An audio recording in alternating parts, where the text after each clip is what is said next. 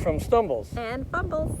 So today we are out 4x4ing with our side-by-side in the desert mountains around our house. So Fumbles is going to give you a little walk around and explain the features of our new toy to you that we call the dirt pontoon, because like a pontoon boat on the lake that can do what bass boats do, speed boats do, ski boats, deck boats, all that, they just don't do it quite as well as the ones that are more geared for one kind of thing. So we like to refer to this Honda Pioneer as our dirt pontoon because we can do a little bit of everything in it. Exactly. So stick around and we'll show you what it's all about. Okay, so we tried to pick a non-windy day to make this video on our Honda side-by-side, but we can't win. So if there's any wind noise, we apologize in advance, but we did want to get this video out for you. So what we have here is a Honda Pioneer 704. And the 700 obviously stands for the amount of power it has, and the 4 is for the amount of seating it has. So we'll go through the seating as we move towards the back of the side-by-side. So we went with the 700 because it was just right in the middle of the amount of power we needed, and it was in our price preference.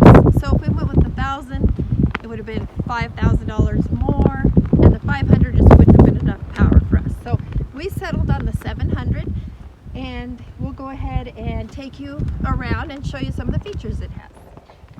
Okay, and it does come with cup holders on each door, which is really handy. The glove box is actually pretty roomy considering, you know, the amount of space it has, but I put our phone in there, it's the glasses, instruction manuals, it fits quite a bit, so that's nice to have too.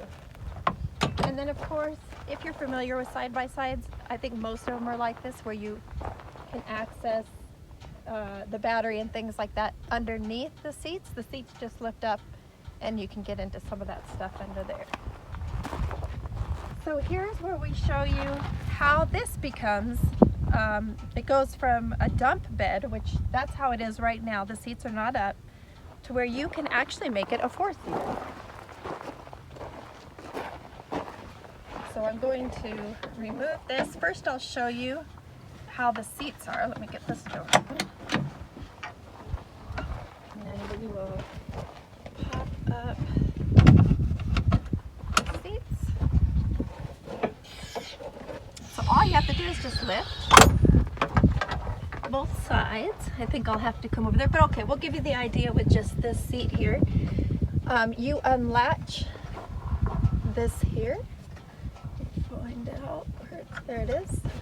Just a simple latch, and a little dusty from our trip, but it's got some nice backrests, seat rest, foot room, and basically you're gonna have, because we have another one here, you're gonna have 4 seats. So if you want to take people with you, you can pop up these seats, and they're not too uncomfortable, so it's better than not having any seats at all.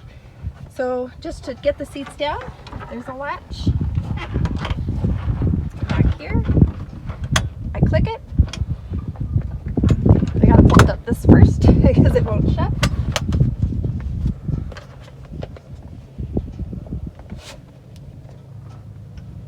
And then once I latch that, now the seat will fold down with the click. So now we've got it back to a dump bed. Storage room under here, which is nice. So if you have the seats folded down and you need to put anything in there, a shovel or anything you want to take with you, there's a nice little storage area there.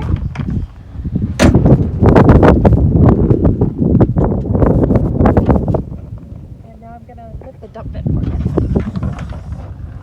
And it, I think, is 1,000 pounds it'll hold, right? Yeah, I think that sounds about right. Says. Yeah. So now this turns into a dump bed, and if you want to open the back, it's just these little latches here. And there you go. So now you can, you know, if you're hauling gravel, firewood, you can just move that back, dump it. Simple enough. So we really liked the fact, that was one of the reasons that we went with this too, is because we wanted the options to have the 4-seater, but have it convert into the dump bed. And that's one of the reasons we didn't go with something like a Can-Am, or we actually wanted to have utility to it too. So. How does Summit, your golden retriever, like it? Oh my gosh, our golden retriever loves this thing. He just rides in the back, no problem. We put like a rubber mat for him so it's comfortable, and he just sits back here, looks out the back, looks out the side, and he gets mad at us when we don't take him with us on a ride, like today. So yeah, he loves it. So what else should we show? The nets did come with it, so that was a nice extra. We decided to go with the soft roof as opposed to the hard top because cost. I mean, this thing has actually held on pretty well, and it's been towed on a trailer. It's going about 60 miles an hour plus, and the roof held on. And when we go, driving, it stays. The wind noise isn't too bad, and we're really happy with it. So this little thing too comes with a hitch, so it'll tow up to 1,500 pounds. So that's a nice plus. The license plate light we did add ourselves. It didn't come with that, so we had to install that. Well, our sons had to install that for us. They're the experts.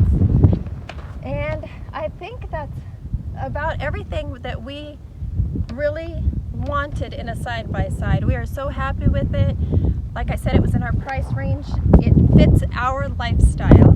We can take it hunting, we can take it off-roading, and we wouldn't trade it for anything, and we've been waiting a long time for this. So we're very happy. Okay, so now I'm going to go ahead and show you the instructional board, dashboard, and the extras that come with this model, because this model is a Deluxe. So the reason it's called the Deluxe is because it gives you the option of having automatic transmission or manual transmission. So it has paddle shifters.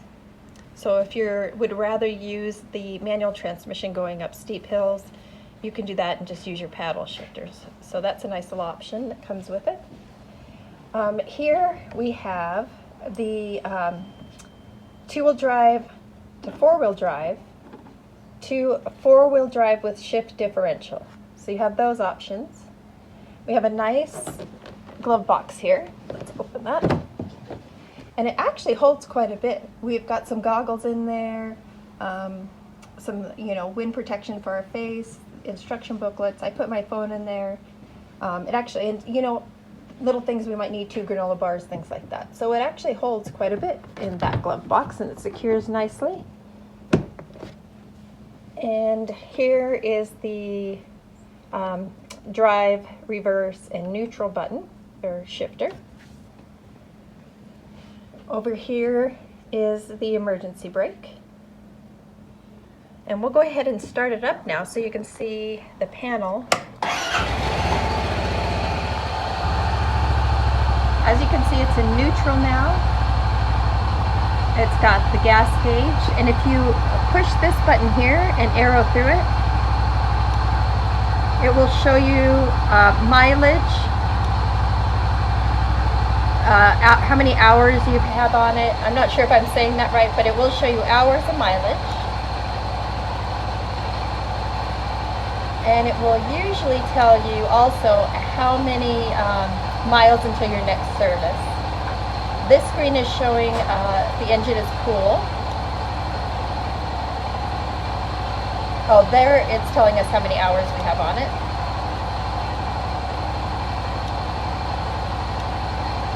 And then we're back to that. So it has a couple options on the screen there.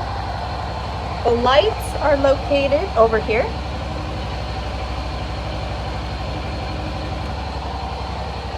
And we'll turn this off now so you can hear me better. We did install some lights here on the front. These are aftermarket lights to give us a little more illumination when we're driving. We added a rear view mirror and our whip. So normally when we go out on a side-by-side ride, it's just the two of us. So we'd like to be as prepared as possible. So if we get stuck, we get a flat tire, We want to make sure that we have the items we need to either get us out of that situation or to hold us over until somebody can come and help us. So we have this tool bag that we carry with us full of these items. First we have a tire repair kit that we keep. We do have a compressor that will plug into the 12-volt plug, which is up in the front, in the cab area there, so we can plug that in if we need to air up a tire. We always carry water. Obviously, if we're taking a longer trip than just a couple hours, we'll have a cooler with us with more food, more water, things like that. But for the short trips that we're taking right now, we just keep a couple extra bottles with us. We have a tow strap, cable ties,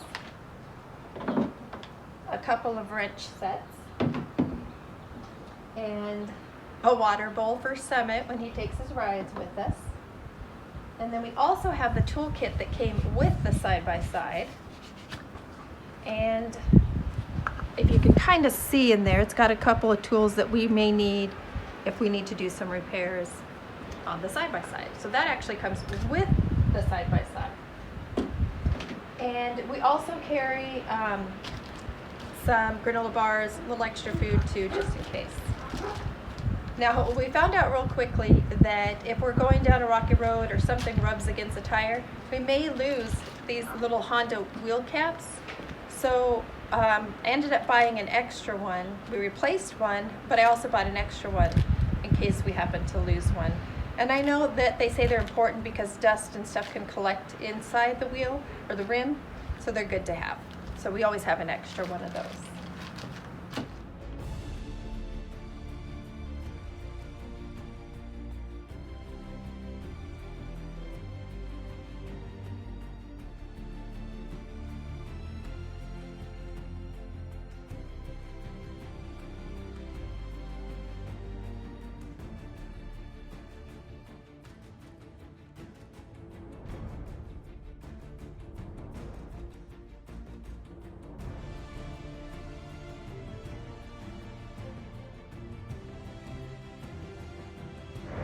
So you never know what you're going to see on a side-by-side ride.